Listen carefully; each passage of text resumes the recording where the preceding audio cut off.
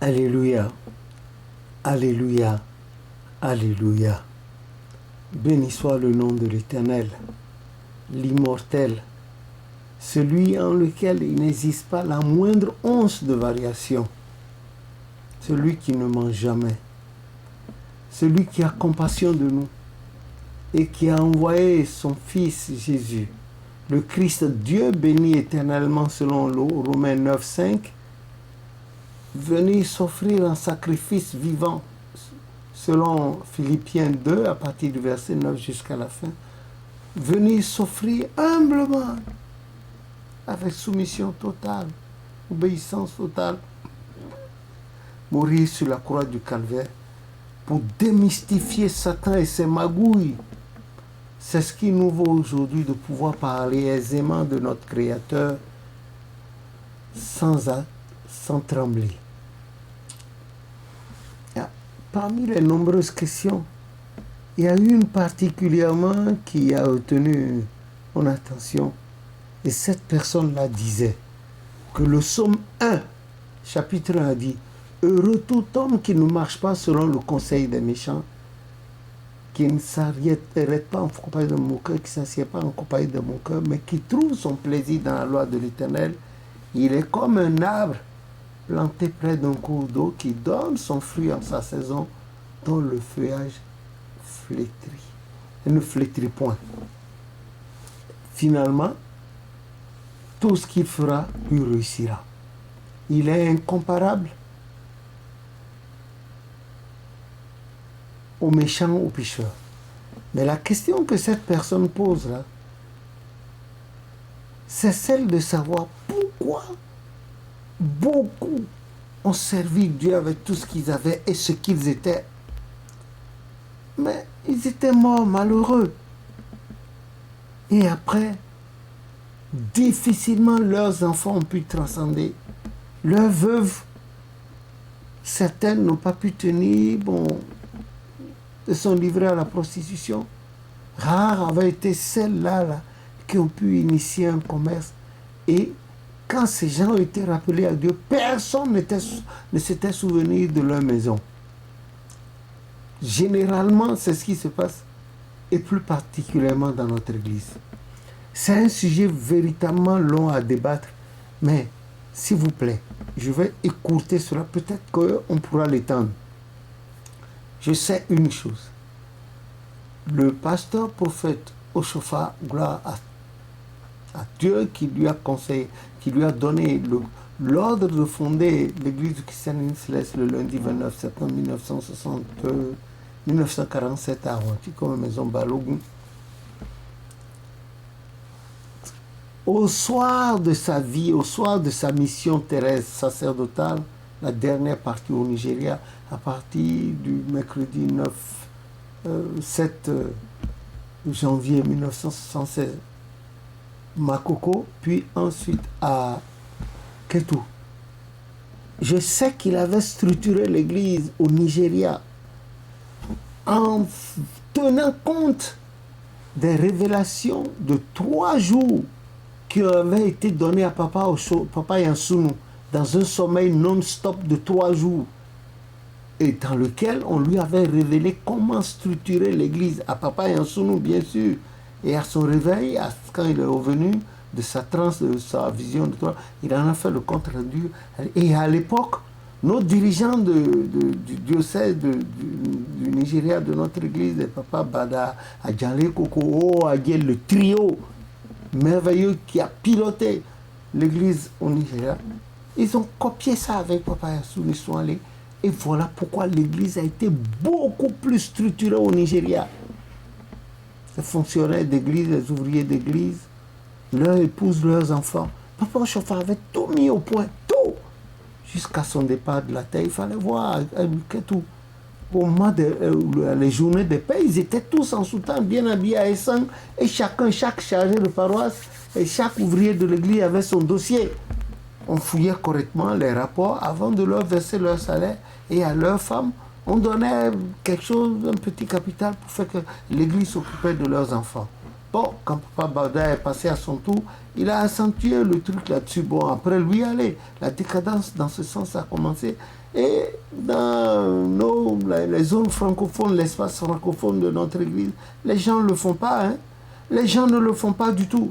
J'ai souvenance que Papa Zagadou, dans le temps, avait dit en Côte d'Ivoire, les serviteurs de Dieu, et beaucoup de jeunes s'y étaient adonnés, pensant qu'en se déchaussant là, en étant serviteurs, ils allaient être payés. Mais vous êtes témoin, vous avez vu comment ces gens ont souffert. Ces jeunes-là avaient trop souffert. Ils ont souffert. Et beaucoup, leurs femmes les avaient abandonnés. D'autres, leurs femmes faisaient le trottoir pour amener à manger à la maison. Et d'autres, franchement découragés, avaient laissé. Si vous retournez, je vous parle et je réponds en même temps à cette personne. Si vous retournez dans Hébreux 11, vous allez voir. Tout n'a pas été accompli pour les promesses qui ont été faites aux serviteurs de Dieu. C'est pas possible parce que quand vous retournez dans Job 19, verset 25, il dit « Je sais que mon Rédempteur est vivant et qu'il se lèvera sur la terre lorsque mon corps sera détruit. Je le verrai, non pas avec les yeux d'autrui, mais avec les yeux qui m'ont... Je le verrai et il me sera plus favorable. Il me sera plus favorable. Il me sera, mon Rédempteur me sera plus favorable. Quand je cesserai de vivre ici dans ce corps-là, que j'aurai retrouvé mon corps spirituel, mon Rédempteur me sera plus favorable. Car mon âme languit d'attente à l'intérieur de moi. Ça veut dire tout simplement que ici sur la terre, là, cette terre qui depuis la nuit des temps immémoriaux, la nuit des temps, avait été déjà soumise à Satan. Mais si l'Éternel vous bénit jusqu'à ce point, vous êtes foutus. Les gens de votre entourage immédiat seront vos premiers fossoyeurs. Et les gens de l'église, secondairement. Et puis après, les gens de votre famille, ou bien dans le quartier, dans la ville. En tout cas, pour la circonstance, je conseille aux uns aux autres la politique de la cigale qui a dit, pour vivre heureux, il vaut mieux vivre caché. C'est cela. Les gens, ceux qui ont servi l'Éternel, et qui ne s'assiedent pas à mon cœur de prière, et qui méditent la parole de l'Éternel jour et nuit, ils évoluent sur d'autres plans supérieurs. Et quand ils quittent la carcasse là que voici, ce corps matériel-là, le corps spirituel retourne à l'Éternel Dieu qui l'a donné. C'est l'esprit. C'est cet esprit-là qui va parler, qui va rendre compte de ce qu'il a fait pendant sa mission. Le corps ne sert de rien, vous voyez, regardez le corps. Il ne peut rien faire. Quand on parle de cadavre, le corps est privé de vie. On parle de mort. Mais ce que le Seigneur ne voudrait pas pour nous, pour lequel il a envoyé son Fils Jésus, il ne faut pas que nos corps meurent et que nos esprits aussi meurent. Lisez à cet effet Ecclésiaste 12. Le corps retourne à la poussière comme il y était. Et l'esprit retourne à Dieu qui l'a donné. N'oubliez pas, Adam était fait de terre. C'est pour ça qu'on l'appelle créature adamique tirée de la terre. Et à la fin, l'Éternel a mis son souffle, anima en grec, souffle, pneuma, a mis en lui, dans cette créature-là, tirée de la terre, et ce qu'on a formé est devenu une âme vivante. Voilà, c'est tout. Le corps ne sert de rien. Je vous assure, le corps, si le corps servait de quelque chose, lisez à cet effet Matthieu 10, 28, 27, 28. Le corps n'est rien. On a beau embellir le corps, mettre des vestes, tout ça, le corps. Quand l'heure va arriver, le corps est fatigué, il ne peut pas suivre l'esprit, le rythme de l'esprit. À un moment donné, il est fatigué, la carrosserie est fatiguée, ne peut pas suivre le moteur. Et alors, il s'écroule en chemin, on parle de mort.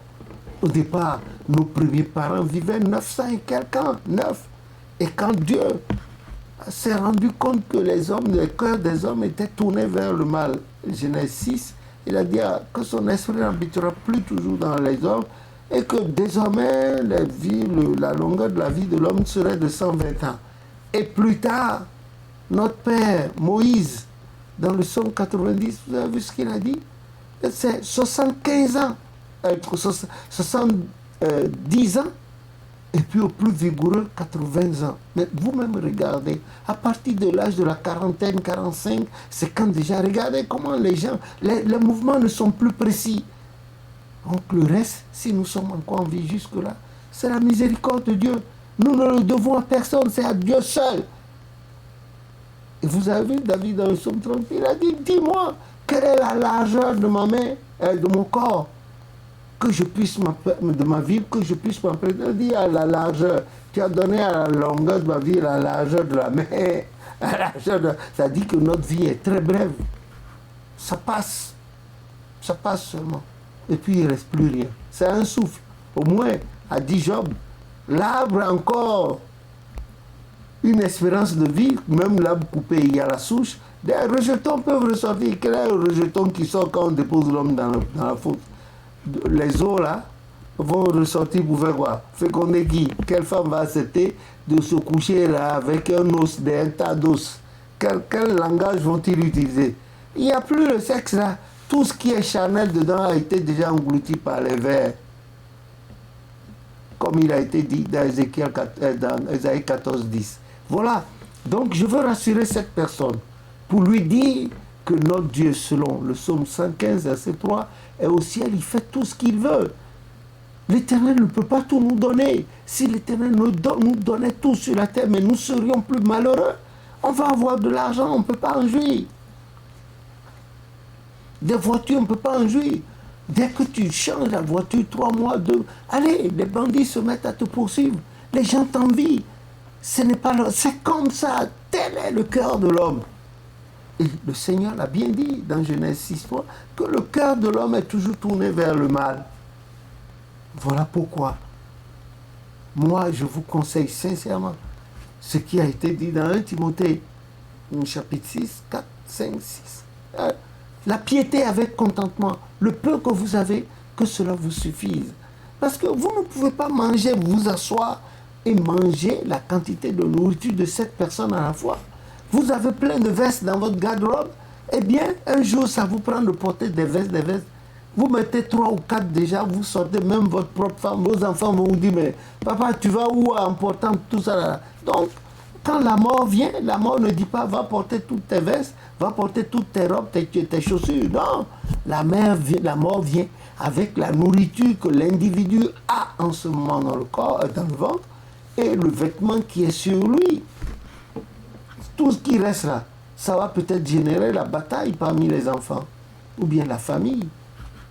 Que Dieu nous en garde. Donc moi, parce que Jean a dit finalement, 1 Corinthiens 15, 57, 52, il dit, de faire de mieux en mieux, de travailler de mieux en mieux, sachant que tout ce que nous faisons mérite salaire, et voilà. Ça mérite salaire. Et c'est Dieu qui nous donne un salaire. Et ce salaire-là, notre descendance va en profiter. Voilà le problème. Donc il faut continuer. Heureux tout homme qui ne marche pas selon le conseil des méchants. Dit, viens, tuons. Ah non. 6e commandement, tu ne tueras point. Allons vers le fait de Dieu, non. 1er commandement. Il a dit, je suis l'Éternel ton Dieu. 2e commandement dit, tu ne te feras aucune image taillée de ce qui est de toutes les représentations, là-haut dans les cieux, sur la terre et dans les eaux plus bas que la terre. Tu ne te prosterneras devant elle. Point devant elle, car je suis un Dieu jaloux. Je ne donnerai pas ma gloire, ni mon honneur aux idoles et aux étrangers. Tu ne te prosterneras pas. Tu n'adoreras que Dieu, toi seul, car je suis un Dieu jaloux qui punit les iniquités des pères sur les enfants de la première génération jusqu'à la 3e, 4e. Voilà ce que l'Éternel a dit. Contentons-nous-en. Dieu est un Dieu jaloux, comme la femme. On retrouve dans la femme la jalousie de Dieu. Elle ne partage pas son mari. Dieu aussi ne partage pas. Il ne veut nous partager avec aucune autre créature. Comment? L'idole que tu as... Lisez le psaume 115, là, maintenant, tout le psaume 115, vous allez voir. L'homme s'en va chercher du bois et puis il en fait son Dieu. Comme autant Moïse était sur la montagne, Aaron et les autres du peuple ont dit, bon, on a pris les bijoux, tout ça, on a fondu, et puis on en a fait une idole, le vaudor, qui est le vaudou. Et puis tout le monde chante autour. Est-ce qu'ils pouvaient... Vous voyez le cas des prophètes Baal. Et généralement, lisez Ézéchiel à partir du premier chapitre 2, 3, 4, 5, 6, 7, jusqu'à... L'Éternel se plaint de ce genre et finalement l'Éternel a tapé là-dedans. Et c'était cette idolâtrie que l'Éternel reprochait à Israël, Juda dans le temps. Voilà. C'était cette idolâtrie que l'Éternel reprochait également à Olia et Oliba. Et aujourd'hui, maintenant, même si on n'a pas la statue devant nous, il y a le cœur, les mauvaises pensées. On dit, ah, celui-là, c'est comment on dit, un païen. Qui est païen? Non, c'est un terme que moi, je n'aime pas trop. Celui qui est là, qui ne pardonne pas, c'est un païen. Celui qui est là, qui ne pense pas du bien de son frère, de son vis-à-vis, c'est un païen. Donc, il vaut mieux s'investir dans les paroles, les saintes écritures, méditer là-dessus. Avec votre prochain, faites ce que vous pouvez, mais avec sincérité. Et Dieu sera avec vous. Vous pouvez profiter de combien de maisons? L'Éternel vous donne de construire une maison à 7 pièces. 6 chambres à coucher, un salon.